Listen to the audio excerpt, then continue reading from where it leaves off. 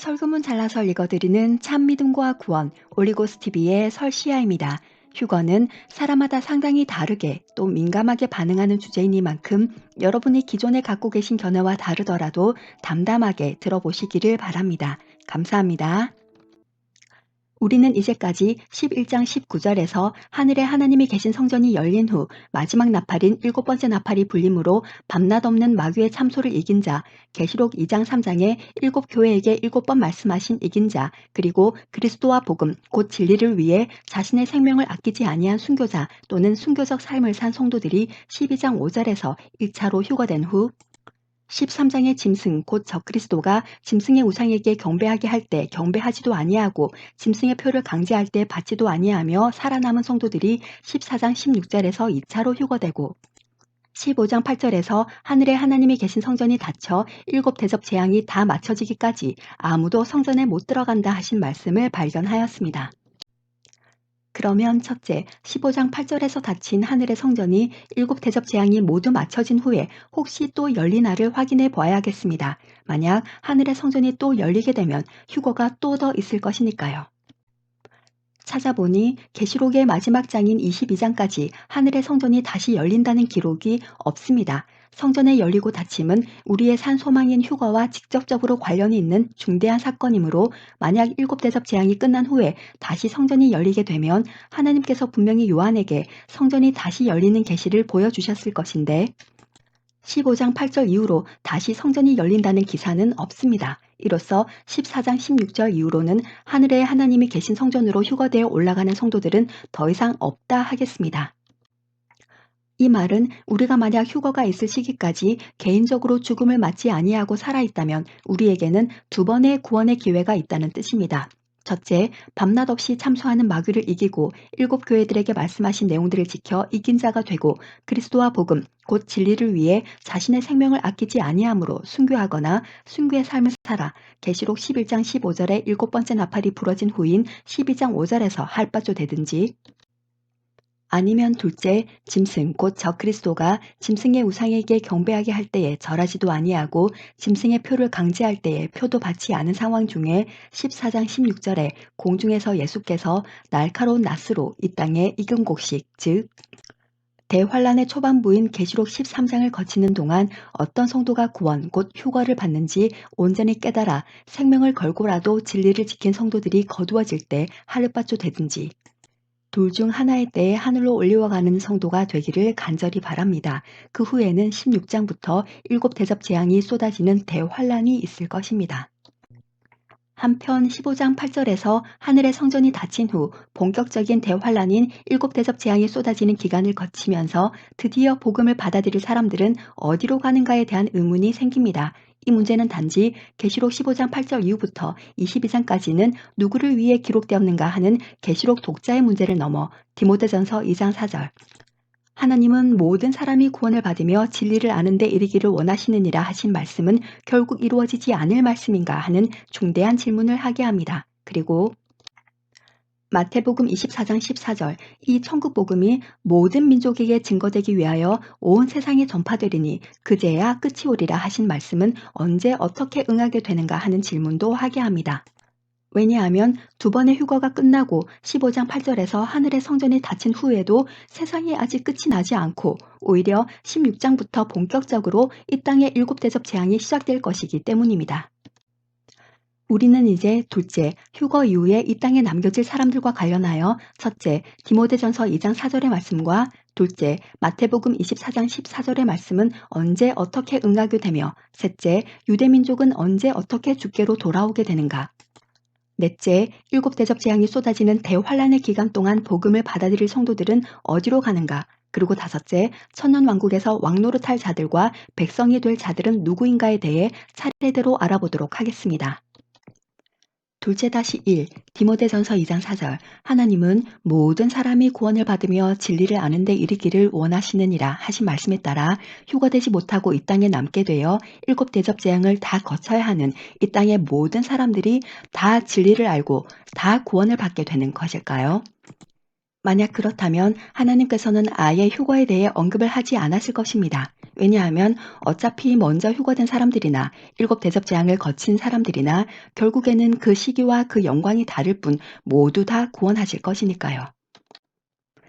따라서 여기서 모든 사람이라 함은 하나님의 마음은 모든 사람들이 다 구원을 받기 원하시겠지만 휴거되지 못하고 남아있는 전 세계 모든 사람들이 실제로 구원을 받으며 진리를 아는 데 이르는 것이 아니라 일곱 대접 재앙이 쏟아지는 대환란 중에 마지막 한 사람이라도 회개하고 복음을 받아들이는 사람이 있다면 그 한 사람까지도 결코 놓치지 않고 다 구원하시겠다는 뜻으로 받아들이는 것이 맞을 것입니다. 이 마지막 한 사람이라도 구원하시는 내용은 후반부에서 다시 한번 다루도록 하고 계속해서 이 모든 사람에게 어떻게 복음이 전해지고 복음을 받아들인 사람들은 어디로 가게 되는지에 대해 계속해서 보겠습니다. 둘째 다시 이제 마태복음 24장 14절 이 천국 복음이 모든 민족에게 증거되기 위하여 온 세상에 전파되리니 그제야 끝이 오리라 하신 말씀은 언제 어떻게 응하게 되는가를 보겠습니다. 휴거가 두 번 다 일어난 이후의 시기인데도 아직 이 땅에 끝이 오지 않았을 뿐 아니라 오히려 16장부터 본격적인 대환란인 일곱 대접 재앙이 그 맹렬한 기세를 떨치게 되는데 이런 상태에서 어떻게 복음이 모든 민족에게 증거되고 온 세상에 전파될 수 있는 걸까요? 우리는 이미 계시록 제5부에서 세상이 현실적으로 복음의 선포가 막힌 상태에서 계시록 11장의 두 증인이 이스라엘에 나타나 7년 중 전 3년 반인 1260일 동안 예수 그리스도로부터 권세를 받아 복음을 선포하며 예수 그리스도가 유일한 구원의 길이며 메시아이심과 앞으로 있을 일들을 예언할 것임과 1260일의 사역이 다 마칠 때에 짐승 곧 적그리스도에게 죽임을 당한 후 다시 살아나 하늘의 하나님과 어린 양이 계시는 성전으로 올라갈 즉 아나바이노를 할 것임을 보았습니다. 계시록 11장에 기록된 두 증인의 모든 사역은 예루살렘을 중심으로 한 이스라엘뿐 아니라 일론 머스크의 스타링크 프로젝트의 완성으로 4만 2천 개의 위성이 지구 전체를 덮어 지금보다 최소 30배에서 100배 빨라진 인터넷을 통해 전 세계에서 볼 수 있도록 TV와 온라인 매체들을 통해 퍼져나갈 것입니다. 현실적으로 복음을 전하는 것이 거의 불가능해진 상황에서 나타난 이 두 증인의 사역으로 인해 두 증인의 증거를 받아들이든 아니든 전 세계 사람들은 복음 및 앞으로 될 일들에 대한 두 증인의 예언을 듣게 될 것입니다. 그런데 문제는 두 증인의 등장 시기가 계시록 11장이라는 점입니다. 두 증인의 복음 선포와 예언은 계시록 11장이고 이 땅에 남아있는 사람들은 계시록 15장 8절 이후로서 16장부터 일곱 대접 재앙이 쏟아지는 대환란의 기간을 지나고 있으므로 두 증인도 죽음을 당했다가 살아나서 하늘로 아나바이노를 해버렸고 그럼 남아있는 사람들에게는 누가 천국 복음을 전하여서 마태복음 24장 14절의 말씀이 성취되는 것일까요? 이 땅에서의 복음의 증거는 정말 두 증인이 마지막인 것일까요? 우리는 계시록 14장 6절에서 마태복음 24장 14절 말씀이 반드시 성취될 수 있는 명쾌한 답을 발견하게 됩니다. 계시록 14장 6절. 또 보니 다른 천사가 공중에 날아가는데 땅에 거하는 자들 곧 여러 나라와 족속과 방언과 백성에게 전할 영원한 복음을 가졌더라. 이 땅에 대환란이 일어나는 중에서도 하나님은 그의 천사를 통하여 땅에 거하는 자들 곧 여러 나라와 족속과 방언과 백성에게 영원한 복음을 전하게 하실 것이라 말씀하십니다. 계시록 1장 1절에서도 그리고 각 재앙에서도 하나님은 그의 천사들을 보내어 일하심을 우리는 보았습니다. 따라서 두 증인 이후에도 하나님은 그의 천사를 통해 모든 민족, 온 세상에 영원한 복음이 전해지도록 하실 것입니다. 여기서 우리는 또한 복음 전달자의 이동을 정리해 볼 수 있겠습니다. 복음은 첫째, 가장 먼저 이스라엘 민족, 즉 유대인에게 전달되었습니다. 그것도 복음 자체이신 예수 그리스도께서 유대인들과 함께 이 땅에 거하시며 그들에게 천국 복음을 전해 주셨습니다. 그러나 유대인들은 복음을 받아들이지 않고 예수 그리스도를 그들의 손으로 못 박아 버렸습니다. 이후 복음은 둘째, 이방인에게로 넘어갑니다. 유대인에게서 이방인에게로 복음이 넘어간 것에 대해 로마서 11장 11절은 말합니다. 로마서 11장 11절. 그러므로 나 바울이 말하노니 유대인들이 걸려서 비틀거리다가 결국 넘어져 못 일어나게 되었느냐? 결코 그렇지 않다. 오히려 유대인들이 복음에 대해 걸려 넘어짐으로 인해 복음이 다른 민족들, 즉 이방인들에게로 넘어가서 그들이 구원을 받게 되었고 그 일로 인해 유대인들이 다른 민족들을 시기하게 하려는 것이다. 이 말은 이방인들도 구원을 받을 것이며 또한 유대인들도 결국 복음으로 돌아오게 될 것을 내포하고 있습니다. 그리고 교회 시대가 끝나고 이 땅에는 현실적으로 복음 전파가 막힌 상황에서 셋째, 두 증인이 이 복음을 전하게 됩니다. 두 증인이 하늘로 올려와 간 다음 복음은 넷째, 천사에게 전달되어 대환란 기간 중에라도 그 영원한 복음은 멈추지 않고 전파되는 것입니다. 누구에게요? 네, 계시록 14장 6절, 땅에 거하는 자들 곧 여러 나라와 족속과 방언과 백성에게요. 이는 곧 마태복음 24장 14절에 모든 민족, 온 세상과 정확하게 일치한다 하겠습니다. 여기서 우리는 둘째 다시 3, 궁금했던 유대인에 대해서도 알 수 있게 됩니다. 계시록 제5부에서 본 바와 같이 다니엘서 9장 27절의 한일의 언약, 즉 7년 평화 조약 안에는 제3성전 건립 내용이 포함될 것입니다. 얼마나 오랜 세월을 기다려왔던 성전을 다시 짓고 동물의 피를 흘리는 성전 제사를 다시 드릴 수 있게 되니 한일의 언약을 굳게 맺어준 적그리스도, 아직 그 정체를 완전히 드러내기 전에 그 적그리스도가 얼마나 감사한 존재이겠습니까? 그런데 그 일의 절반인 전 3년 반이 끝나는 시점에서 제사와 예물이 금지되고 잠포하여 미운 물건이 날개를 의지하여 서서는 데살로니가 후서 2장 4절 말씀에서 기록된 대로 적그리스도가 하나님 성전에 앉아 자신을 하나님이다 라고 한다고 해서 그리고 유대인이 저자는 메시아가 아니었구나 라는 것을 자각하게 된다고 해서 즉각적으로 우리 조상이 십자가에 못 박아 죽였던 그 예수, 다시 살아나 하늘로 올리운 그 예수가 메시아였구나 하면서 곧바로 예수님을 받아들이지는 않을 것입니다. 시간이 걸릴 것입니다. 일반적으로 사람들이 복음을 전하는 전도나 선교의 방법이 아닌 우리가 생각지 못한 방법으로 천사가 가진 그 영원한 복음이 유대인들에게 전달되고 유대인들은 일곱 대접 재앙이 쏟아지는 극한 대환란의 기간을 지나면서 그들이 죽인 그 예수가 그들을 구원할 유일한 메시아였음을, 그리고 두 증인이 전했던 그 복음과 예언했던 그 앞으로 될 일들이 모두 사실이었음을 깨달아 나갈 것입니다. 또한 유대인들은 이사야서 26장 18절, 그동안 그들이 땅의 구원을 베풀지 못하였고 세계의 거민을 생산치 못한 것, 곧 구약에 예언된 그 메시아가 신약에 정말로 그들에게 왔을 때에 그 예수 그리스도를 받아들이지 않은 것, 그럼으로써 온 이스라엘 민족이 세상의 복음을 전하며 택함 받은 민족으로서의 제사장 나라의 직분을 감당하지 못한 것을 민족적으로 회개하게 될 것입니다. 그리고 개개인이 아니라 민족적으로 주께 돌아오게 될 것입니다.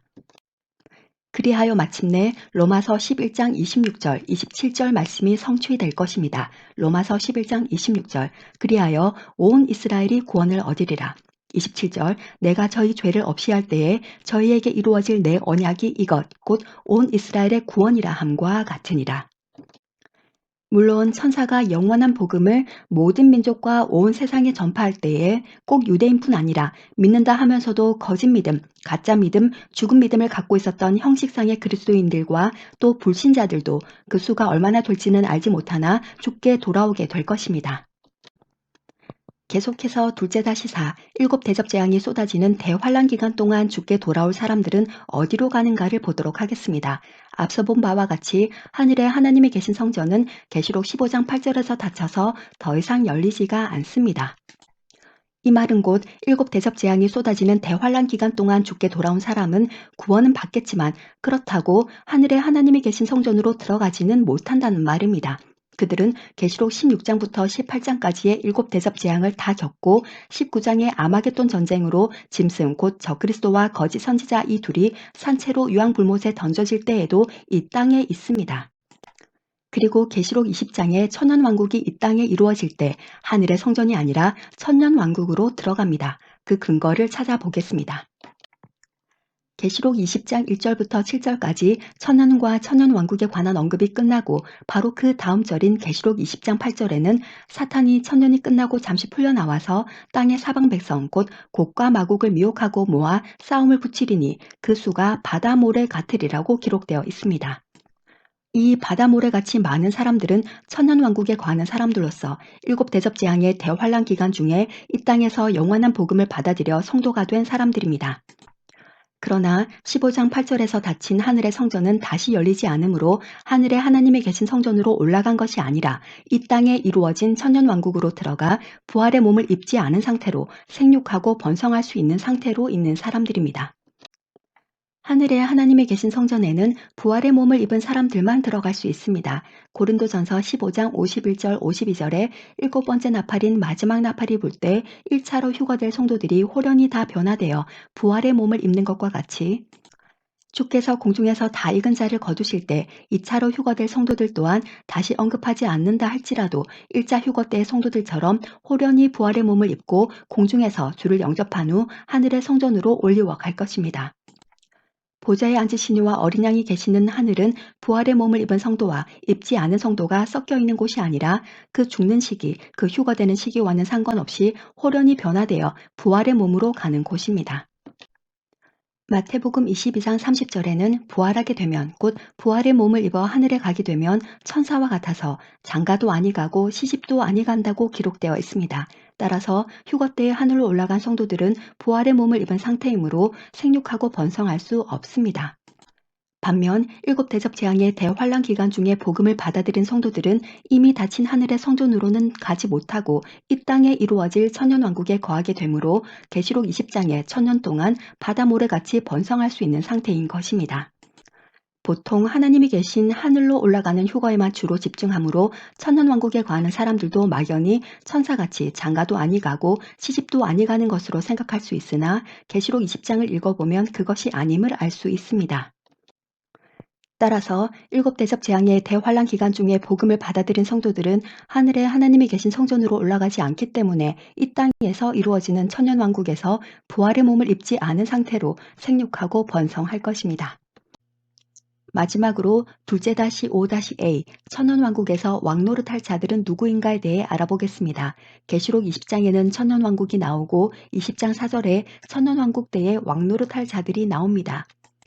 계시록 20장 4절 예수의 증거와 하나님의 말씀을 인하여 목배임을 받은 자들의 영혼들 즉 1차 휴거 때의 성도들과 또 짐승과 그의 우상에게 경배하지도 아니하고 이마와 손에 그의 표를 받지도 아니한 자들 즉 계시록 13장을 겪은 후 2차 휴거 때 성도들이 살아서 그리스도로 더불어 천년 동안 왕노릇하니 20장 4절에는 12장 5절에 1차로 휴거된 성도들과 14장 16절에 2차로 휴거된 자들이 정확하게 등장하고 있네요.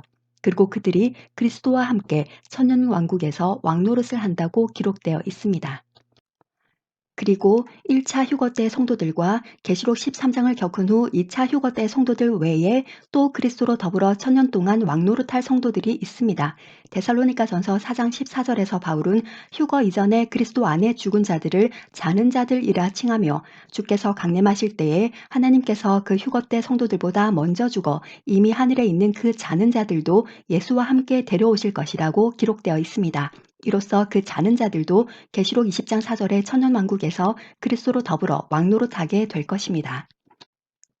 요약하면 첫째, 1차 휴거 때 성도들과 둘째, 계시록 13장을 겪은 후 2차 휴거 때 성도들과 셋째, 휴거 때 성도들보다 먼저 죽어 이미 하늘에 있는 자는 자들까지 이 세 그룹은 그리스도로 더불어 천년왕국에서 왕노릇하는 성도들이고 하늘의 성전이 닫히고 일곱 대접 재앙의 대환란을 거치는 동안 복음을 받아들인 성도들은 그리스도로 더불어 왕노릇하는 성도들이 다스리는 천년왕국의 백성이 되겠습니다. 둘째 다시 O-B 이제 둘째 다시 1에서 후반부에 다시 다루겠다 했던 디모데전서 2장 4절 말씀과 관련하여 천년왕국에서 백성이 될 자들은 누구인가를 알아보겠습니다. 앞에 이미 살펴본 일곱 대접 재앙의 대환란 중에 복음을 받아들인 성도들 외에도 천년왕국에서 백성이 될 자들이 더 있습니다. 먼저 디모데전서 2장 4절 하나님은 모든 사람이 구원을 받으며 진리를 아는 데 이르기를 원하시느니라에서 모든 사람을 해석할 때 마지막 한 사람이라도 회개하고 복음을 받아들이는 사람이 있다면 그 한 사람까지도 결코 놓치지 않고 다 구원하시겠다는 사람들을 향한 하나님의 마음과 구원 계획으로 보았습니다. 같은 맥락에서 우리는 누가복음 23장에 나오는 우편 강도를 볼 필요가 있습니다.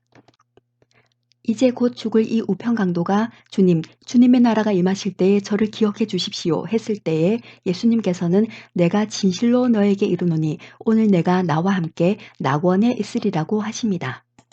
우편 강도의 구원 기사를 통해 이 강도처럼 이 땅에서 십자가형을 받아 마땅한 짓을 하며 살았지만, 그러나 그 마지막 순간에라도 주께로 돌이키는 이 우편 강도와 같은 사람이 있다면 주께서는 결코 내치지 아니하시고 끝까지 구원하심을 보여주십니다. 그러니 이 말씀은 그렇게 세상에서 자기 원하는 대로 살다가 마지막에 주께 돌아와 구원받으면 된다는 인간 입장에서 볼 본문이 아니라, 마지막 한 사람까지도 구원에 이르기를 바라시는 사람들을 향하신 하나님의 마음과 구원 계획을 알 수 있게 하는 말씀입니다. 이에 따라 우편 강도는 구원을 받습니다. 그러나 그렇다고 이 우편 강도가 천년왕국에서 그리스도와 더불어 왕노릇을 할 것 같지는 않습니다. 우리는 데살로니가전서 4장 14절에서 시간상 휴거 이전에 그리스도 안에 먼저 죽은 자는 자들을 주께서 강림하실 때에 데리고 와서 천년왕국에서 그리스도와 더불어 왕노릇 할 것임을 보았습니다. 그러므로 이 우편 강도도 그 자는 자들의 속함으로 그도 또한 천년왕국에서 왕노릇하는 성도들 중 하나입니다. 하지만 저의 생각에 이 우편 강도는 주님 강림하실 때에 함께 데리고 올 먼저 죽은 자는 자들 중 하나가 맞기는 하나, 천년왕국에서 왕노릇을 하지는 못할 것으로 보입니다. 그 근거를 보도록 하겠습니다.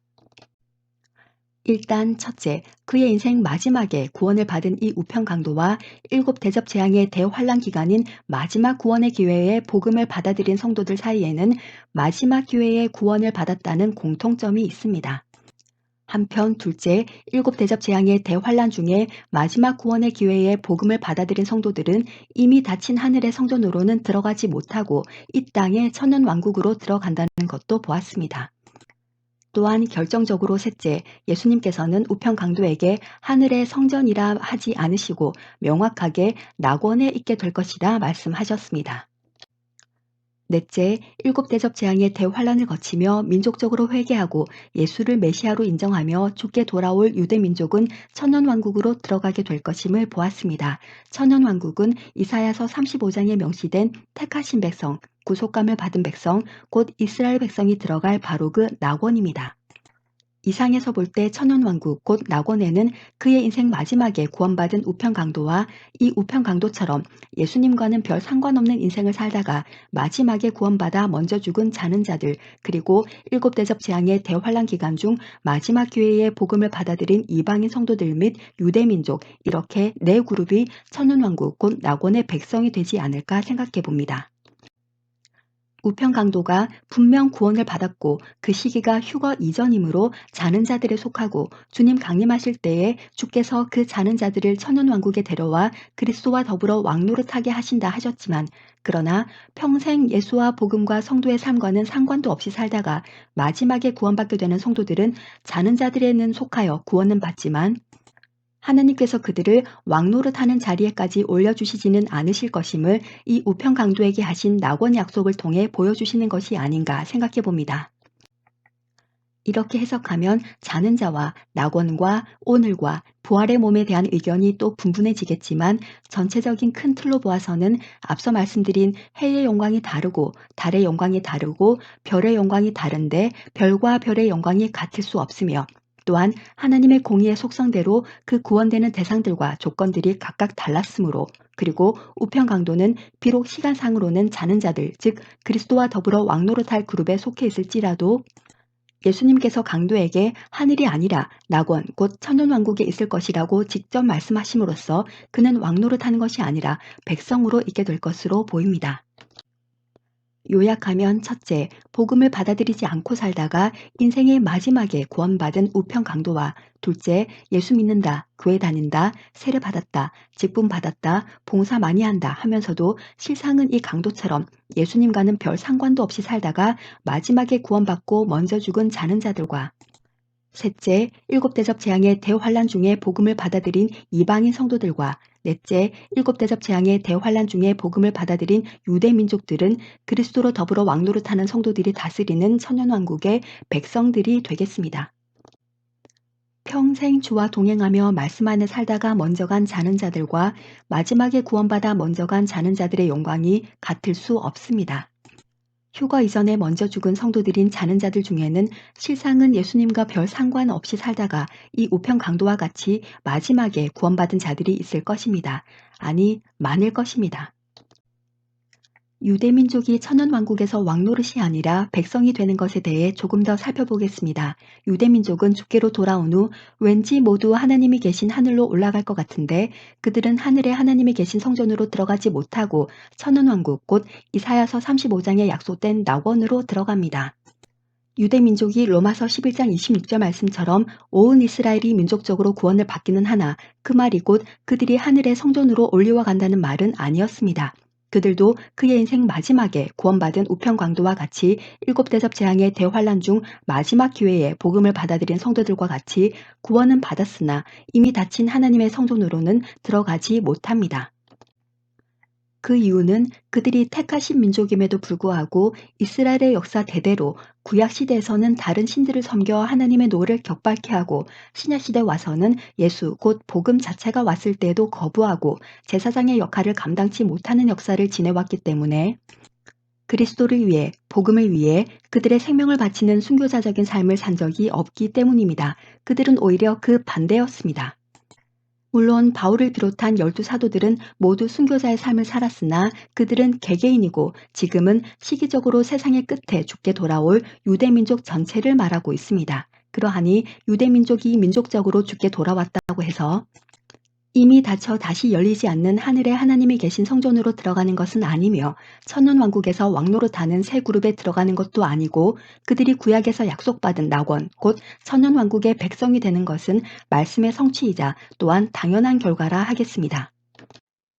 한편 1차 휴거 때 성도와 2차 휴거 때 성도와 일곱 대접 재앙이 쏟아지는 대환란 기간 중에 복음을 받아들여 구원받게 될 성도 이렇게 세 번의 구원 기회와 각 대상들을 볼 때에 하나님께서 구속의 역사를 이루어 가심에 있어 예전의 영상들에서 여러 번 강조했었던 복음에는 하나님의 사랑이 아니라 하나님의 의가 나타난다고 말한 그 하나님의 공의의 속성이 그대로 드러남을 볼 수 있습니다.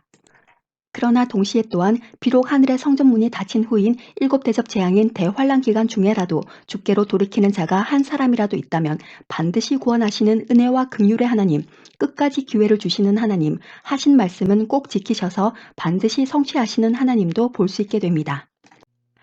오늘은 첫째, 15장 8절 이후에 하늘의 성전이 또 열리는 본문이 있는가? 다시 말해 또 휴거가 더 있는가? 둘째, 디모데전서 2장 4절 하나님은 모든 사람이 구원을 받으며 진리를 아는 데 이르기를 원하시느니라 하신 말씀은 무슨 뜻이며 어떻게 성취되는가? 셋째, 마태복음 24장 14절 이 천국 복음이 모든 민족에게 증거되기 위하여 온 세상에 전파되리니 그제야 끝이 오리라 하신 말씀은 언제 어떻게 응하게 되는가와 복음 전달자의 이동. 넷째, 유대인들은 언제 어떻게 주께로 돌아오게 되는가? 다섯째, 일곱 대접 재앙이 쏟아지는 대환란의 기간 동안 복음을 받아들인 성도들은 어디로 가는가? 여섯째, 천년왕국에서 왕노릇할 자들과 백성으로 있을 자들은 각각 누구인가를 보았습니다. 다음 시간은 미처 다루지 못한 계시록 이슈들을 다루고 계시록과 휴거와 남겨진 이슈들에 대한 성경의 답에 모든 시리즈를 마무리하고자 합니다. 중간중간에 더 다룰 세부 주제들이 많지만 이 정도 아웃라인이면 부족하지만 계시록을 이해하는 최소한의 가이드라인은 될 것 같아 다음 영상으로서 계시록 관련 모든 설교를 마무리하고자 합니다. 다음 영상 후에 휴가와 백신에 대해 한 차례만 다루고 계시록 설교 이전에 하려고 했던 오해된, 왜곡된 요한복음 3장 16절을 보도록 하겠습니다. 감사합니다. 이상 설교문 잘라서 읽어드리는 참믿음과 구원 올리고스TV의 설시아였습니다. 마르나타. 그럼 다음 설교문으로 곧 찾아뵙겠습니다. 감사합니다. 구독, 좋아요 부탁드립니다.